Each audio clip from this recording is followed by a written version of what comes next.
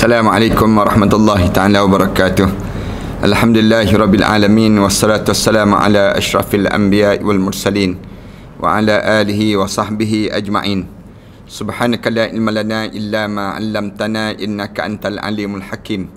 Rabbi shrah li sadri wa yassir li amri wahlul 'uqdatam min lisani yafqahu qawli. Rabbi yassir wa la tu'assir wa tammim bil khair, amma ba'd.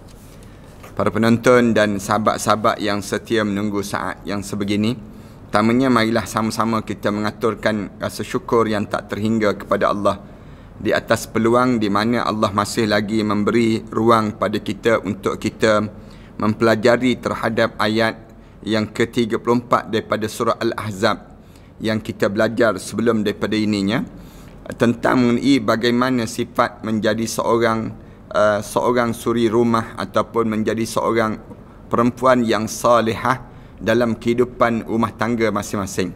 Semenjak daripada ayat yang Allah cerita tentang mengenai sikap isteri-isteri Nabi terhadap Nabi, cerita tentang mengenai bagaimana kehidupan kita di atas muka bumi Allah ni, bila kita bertembung di antara kehendak kita dengan kehendak Allah, maka kebanyakan di kalangan kita apabila bertembung dalam hidup mereka tersebut, kehendak kita, kehendak nafsu kita dibandingkan dengan kehendak Allah, ramai di kalangan kita dia meletakkan kehendak nafsu itu menjadi keutamaan dibandingkan dengan kehendak Allah.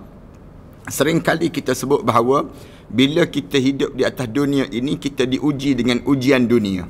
Ramai orang kita nampak perhiasan menjadi keutamaan, sehingga kan mereka berkejaran untuk mendapatkan perhiasan itu, mereka lupa terhadap tanggungjawab mereka. Mereka tak kenal siapa suaminya, mereka tak kenal terhadap yang namakan dengan siapa keluarganya, siapa yang disebut penciptanya. Dia terlupa terhadap Allah Subhanahu Wa Taala.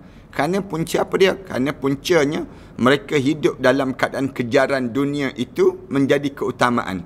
Sehingga kan ramai mana orang kita terabai terhadap solat, terabai terhadap yang disebut dengan tutup aurat, terabai di kalangan kita punca kerana harta benda dunia, perhiasan dunia. Lalu Allah Subhanahu Wa Taala cerita pada kita, cerita tentang sebelum daripada ininya, ayat-ayat sebelum daripada ini cerita tentang mengenai sikap orang perempuan ni, kebanyakan dia jadi begitu. Menjadi dalam hidup merekanya mengejar menampakkan keduniaan itu jadi keutamaan. Dia tertinggal terhadap keutamaan dia terhadap akhirat Allah Subhanahu Wa Taala. Lalu Allah Subhanahu Wa Taala suruh ajar supaya tidak timbul satu perasaan dalam hati suami masing-masing ini, iaitu perasaan tawar hati kepada yang disebut dengan pasangan hidup masing-masing tersebut. Bila timbul perasaan tawar hati ini, menyebabkan di waktu ini pasangan hidup tersebut akan menjadikan diri mereka ni jauh daripada kehidupan yang kekeluargaan yang diajar dalam keluargaan Islam. Lalu Allah Subhanahu Wa Taala ajar, kalau sekiranya isteri kamu wahai Nabi, dia inginkan kepada dunia wazinataha dan segala perhiasan dunia, fata'ala umatti'hunna, panggil isteri tersebut, kemudian bagilah apa yang mereka inginkan tersebut. Panggil mereka, bagi, lepas pada bagi, wa usarrihhunna sarahan jamila, cerailah isteri tersebut dengan cerai yang baik. Ini cara yang diajar oleh Allah dalam ayat yang ke-30, dalam ayat ke-30, ayat 30, ayat 31 dan sebagainya. Start daripada ayat 28, 29 tu. Ya ayuhan nabi, qul li azwajika in kuntunna turidnal hayatad dunya wa zinataha fata'alaina umatti'kunna wa usarrihkunna sarahan jamila.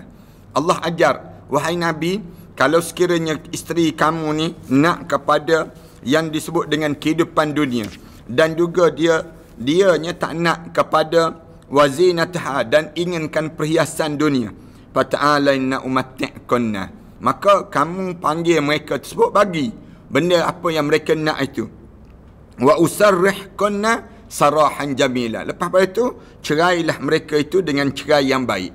Wa in kuntunna turidnallaha wa rasulah, tapi sebaliknya kalau mereka inginkan pada Allah dan juga Rasul, wad daral akhirah, dan juga kehidupan untuk akhirat, fa innallaha a'adda lil muhsinati minkunna ajran azima, Sesungguhnya Allah telah menyediakan kepada orang perempuan yang muhsinat min kunna, di kalangan mereka tersebut, ajran azima, ganjaran yang besar yang Allah sediakan.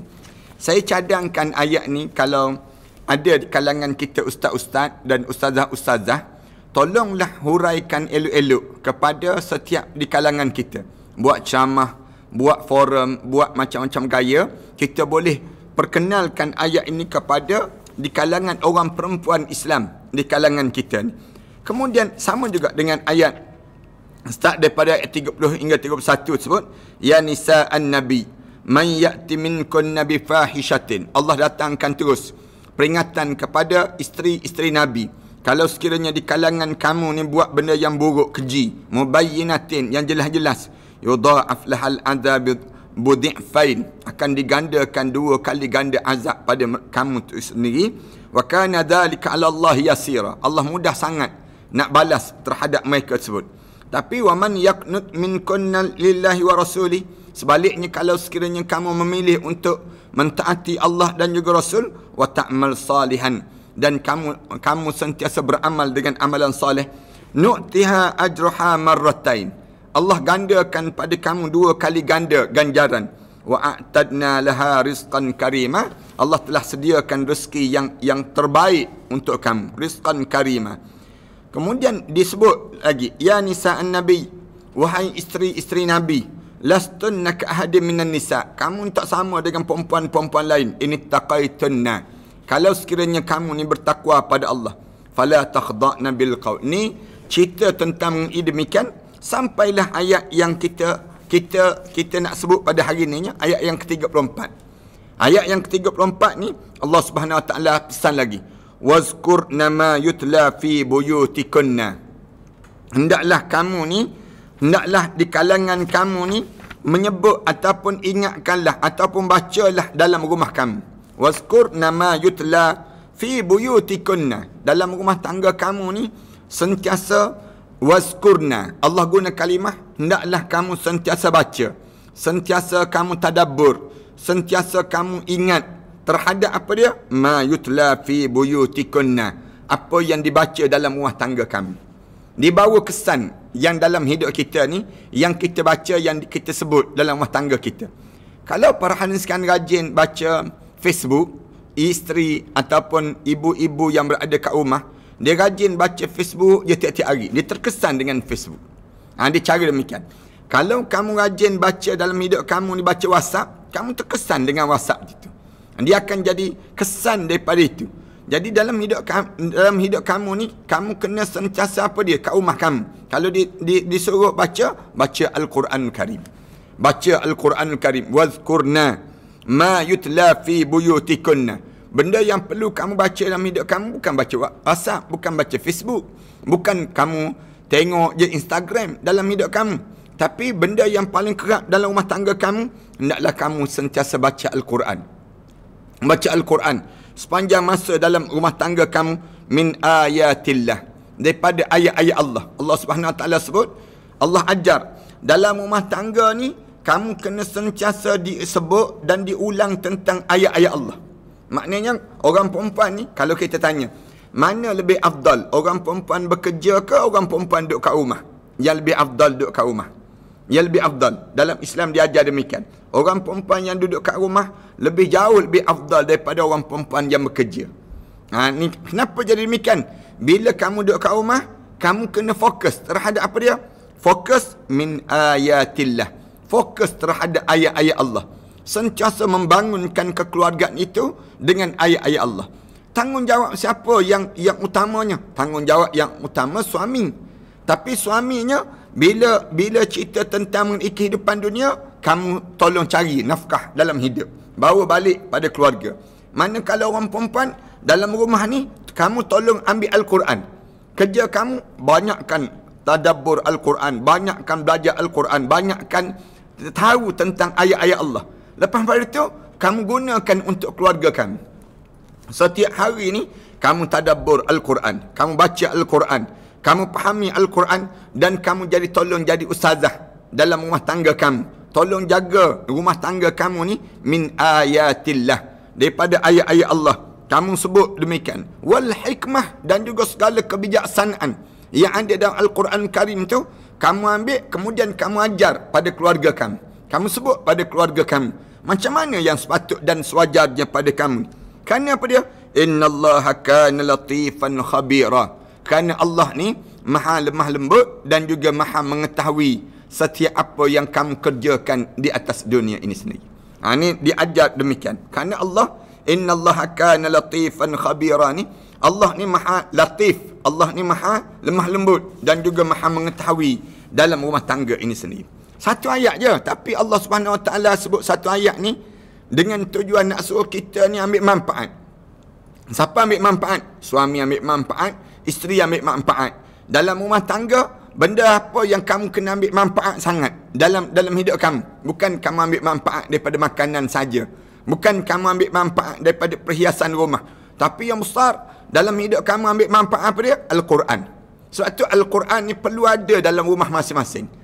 Bila berumah tangga, isteri ni kalau ditanya, saya nak buat kerja apa? Bosan lah saya. Kalau saya tak bekerja, misal contoh demikian, dia jawab. Kita kena jawab, tugas kamu ni ayat yang ke-34 dalam surah Al-Ahzab ni, Allah Subhanahu Wa Taala jelaskan manfaat yang kamu kena ambil dalam rumah kamu menjadi seorang yang tadabbur Al-Quran. Kamu belajar Al-Quran daripada ayat Alif Lam Mim, daripada Al-Fatihah sampai Minal Jinnati Wan Nas, kamu tadabbur satu-satu sebelum kamu meninggal dunia. Ni manakala rezeki dalam hidup ni suami cari. Suami ni kerja dia bayar rumah, sediakan makanan, sediakan pakaian, kemudian sediakan penempatan untuk anak-anak. Ni tugas seorang suami. Suami ni kerja, keluar daripada rumah. Daripada rumah ni jangan duduk tidur bangun dalam rumah je, tengok Astro, tengok Netflix, dipanggil demikian. Tengok habis masa kita dengan perkara demikian. Jangan. Manakala tugas seorang suami ni, kerja dia apa dia? Kerja suami ni dalam hidup dia keluar daripada rumah. Dengan tujuan apa dia? Tujuan cari rezeki.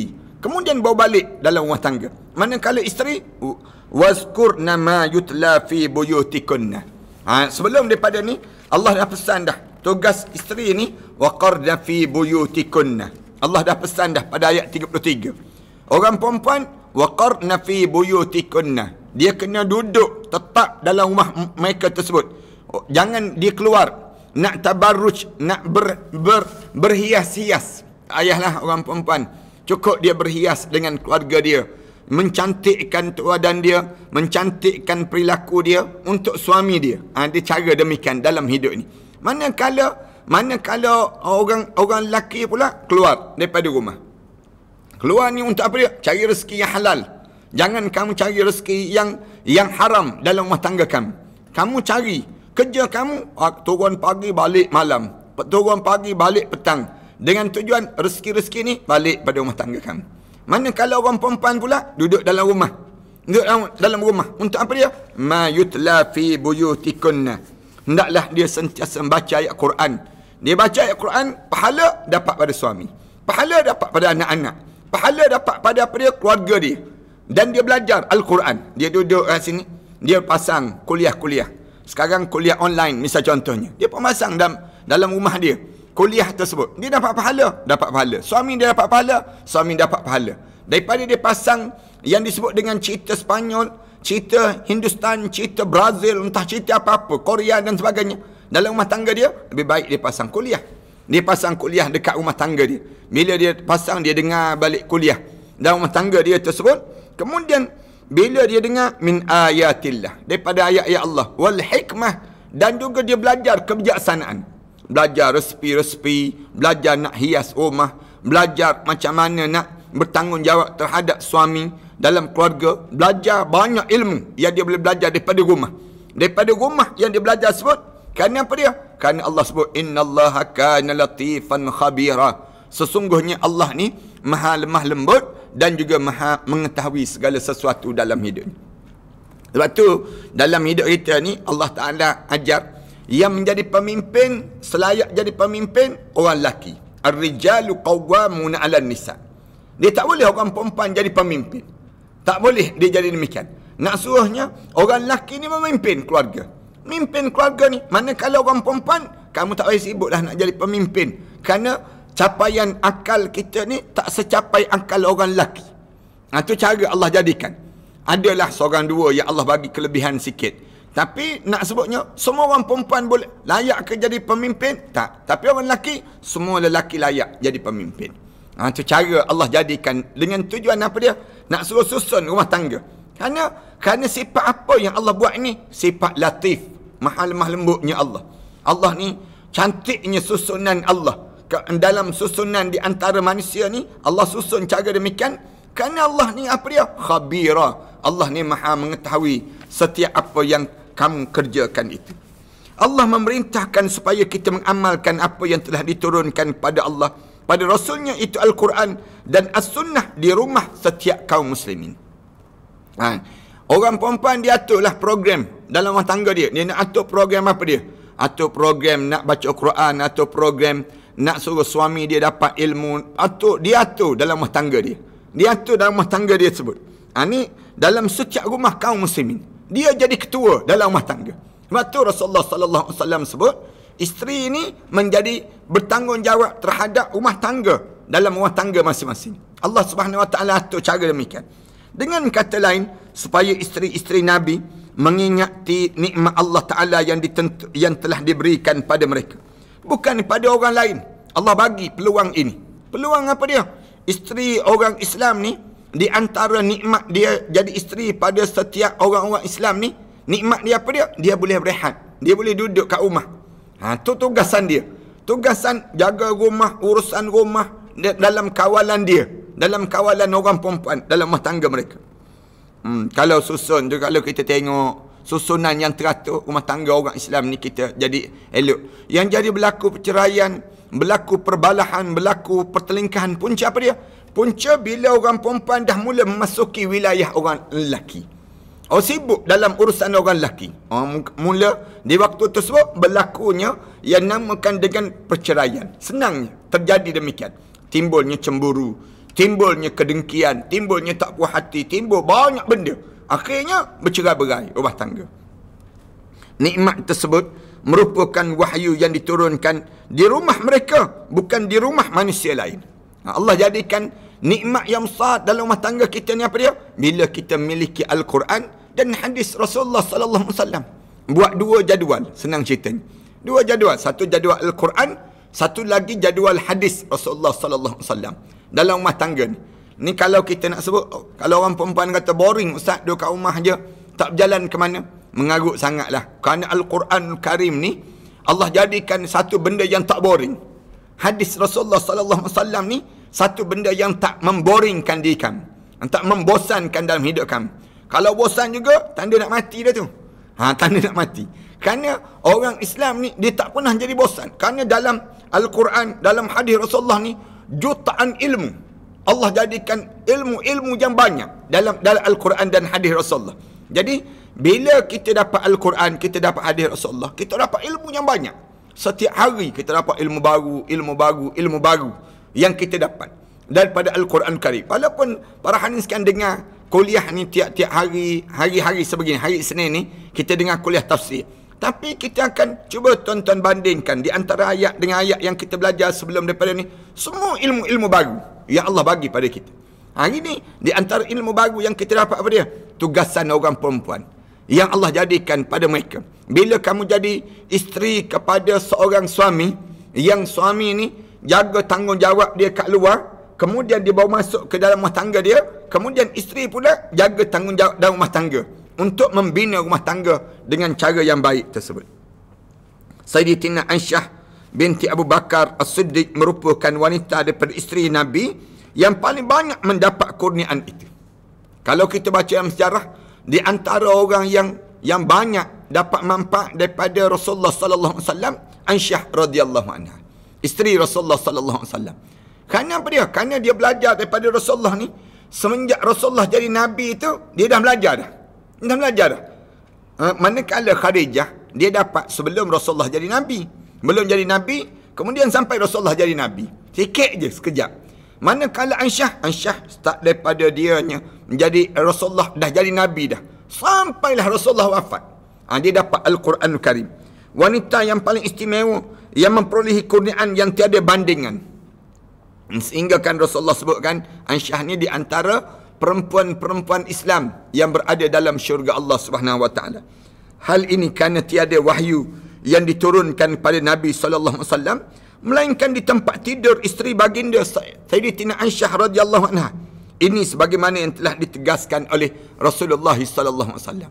Tak ada wahyu turun di tempat tidur. Tempat tidur dengan siapa? Tidur dengan Aisyah. Turunnya wahyu, Aisyah tengok berpeluh tu badan Rasulullah sallallahu alaihi wasallam. Mulianya Allah jadikan di saat mana bersama dengan Rasulullah sallallahu alaihi wasallam, hidup dengan Rasulullah sallallahu alaihi wasallam, tiba-tiba turun wahyu depan mata Aisyah radhiyallahu anha. Maha lemah lembutnya Allah dan kasih sayangnya Allah terhadap isteri-isteri Nabi ini, maka diberikan kepada mereka dengan kurniaan dan darjat yang tinggi daripada Allah Taala. Diberikan kurniaan yang tinggi. Allah Taala lebih mengetahui bahawa mereka selayaknya mendapatkan anugerah yang diberikan secara khusus kepada mereka, maka sudah semestinya mereka perlu bersyukur kepada Allah atas sifat-sifatnya yang maha lemah lembut, lagi maha mengetahui, kerana dia mentakdirkan mereka dapat tinggal di rumah yang dibacakan ayat-ayat Al-Quran Karim dan juga Al-Hikmah, segala sunnah Nabi sallallahu alaihi wasallam. Maknanya dalam rumah tangga kita, para penonton dan sahabat-sahabat sekalian, pastikan dua perkara ni cair, dua perkara ni hadam, dua perkara ni masuk dalam setiap hati-hati di kalangan keluarga kita. Jangan biarkan Al-Quran tu tersandar tepi dinding rumah masing-masing. Jangan. Ataupun hadis Rasulullah tak ada langsung. Majalah mangga ada pula. Majalah pelik-pelik ni ada pula dalam rumah tangga.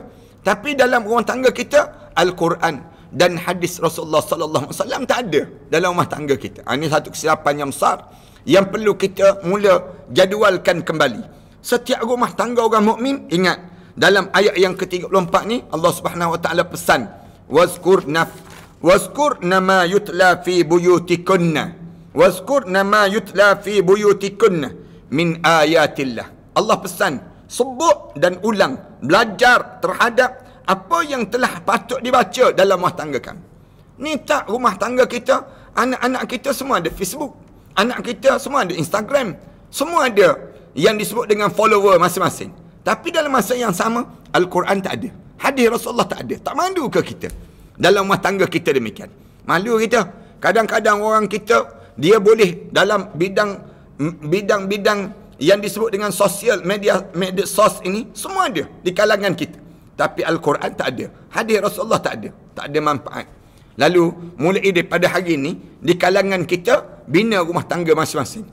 Rumah tangga saya, rumah tangga tuan-tuan, dalam setiap di kalangan kita ni, bina apa dia? Masukkan Al-Quran, masukkan hadis Rasulullah sallallahu alaihi wasallam. Belajar dan hadam. Kerja siapa ni? Kerja isteri.